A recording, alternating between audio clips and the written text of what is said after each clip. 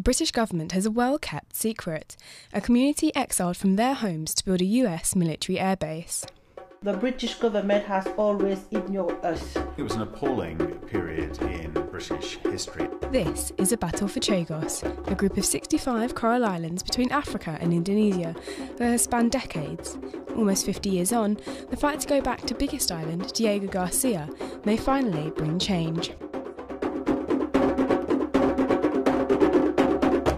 Chagosians were forcibly removed to Mauritius or the Seychelles, making way on Chagos for a deal with the US for the military airbase. Many were isolated, intimidated, and tricked into thinking they'd live in a similar environment with their own land and homes.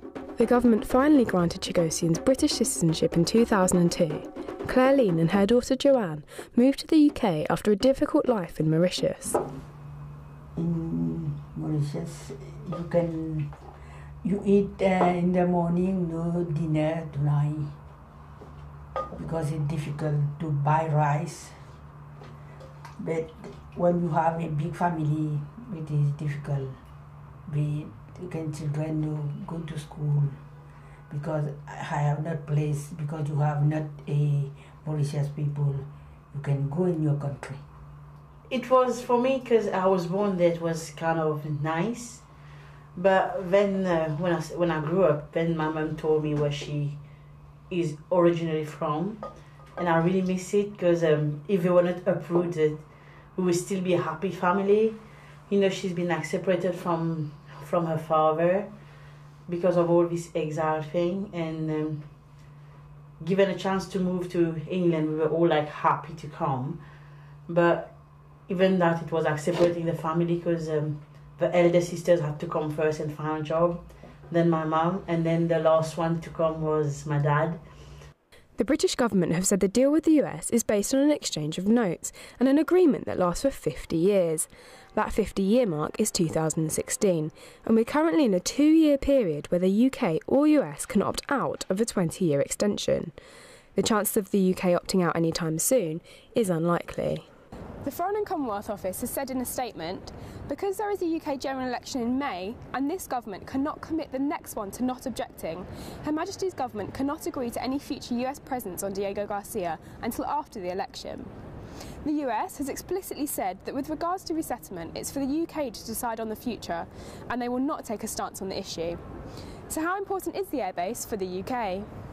Well, the US airbase on Diego Garcia is very strategic. During the Cold War, when it was first established, it was at a very important point to the south of the Soviet Union, but now, given its proximity to the Middle East and the security situations that exist there, it's important for Western security. Almost 2,500 civilians are based on Diego Garcia, so there's potential for Chagosians to live on the biggest island as it is now. So if you were ever to move back to the island, it may be with a US airbase. How would you feel about that? It's really tricky, because when some of the islanders who went to visit the recent visits, they do say that it's kind of scary having those military with them walking alongside with guns and protection. So it's gonna be a bit scary. But then if they allow us to have our own space and live our life, then that's gonna be good. But if they come and invade our privacy, then that's gonna be tricky. Do you feel like the British government have potentially put America above their own citizens? In a way, yes, because like we say, Chagos is the BIOT, which is British Indian Ocean Territory. Instead of focusing on the Chagosian who they've removed from the island, we gave the Americans the chance to build military base. And now that the lease gonna finish in 2016, you know, we've been fighting for so many years now to go back there. So now when they go to the High Court, the British are saying oh, it's not in their hands now, we have to go to the Americans. But being a small community, we don't know how to deal with the Americans. But even though we feel it's good they gave us a chance, a British passport to come and live here, but we still don't feel part of being British. Joanne and her mother's local MP, Henry Smith, thinks living alongside the airbase is very possible. People live next to air bases all around the world. In this country, and there's no security issue. Indeed, often there can be an employment benefit to an airbase being in a local area.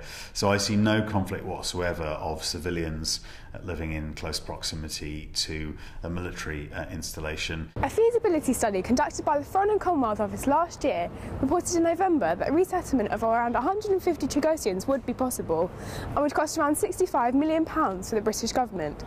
That works out at around 20p a year for taxpayers. My reading of it initially certainly suggests to me that resettlement of particularly Diego Garcia is possible.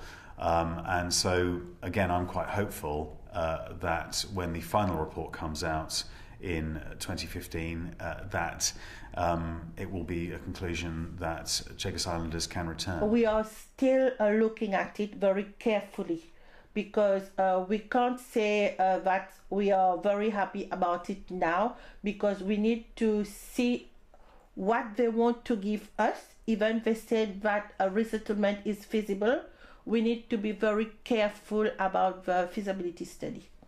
The final decision is to be made by ministers, and they will still have to consider one final thing. The Chagos Islands have become an island of extremely well preserved wildlife and coral reef.